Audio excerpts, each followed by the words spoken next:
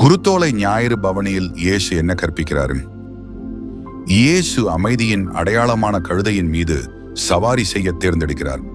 கூட்டம் பனை ஓலைகள் மற்றும் ஆடைகளுடன் உற்சாகமான வரவேற்பு மற்றும் ஓசன்னா என்று அவர்கள் கூச்சலிடுவது இயேசுவை இரட்சிப்பை கொண்டு வரும் மேசியாவாக அவர்கள் அங்கீகரிப்பதை குறிக்கிறது. இயேசு வரவிருக்கும் துன்பத்தையும் மரணத்தையும் முன்னறிவிக்கிறது. இயேசுவின் செயல்கள் கோவிலில் அவரது போதனைகள் உட்பட பூமியில் தேவனின் ராஜ்யத்தின் தொடக்கமாக கருதப்படுகின்றன. புனித வாரத்தின் தொடக்கத்தை குறிக்கும் பனை ஞாயிறு இது மனித குலத்தின் இரட்சிப்புக்கான அவரது இறுதி தியாகச் செயலாகும். ஓசன்னா என்ற வார்த்தை இரட்சிப்புக்கான வேண்டுதல், கர்த்தரின் வருகையை கொண்டாடும் ஒரு கூச்சல் மற்றும் ஆசீர்வாதத்தின் வெளிப்பாடு என பல அர்த்தங்களை கொண்டுள்ளது.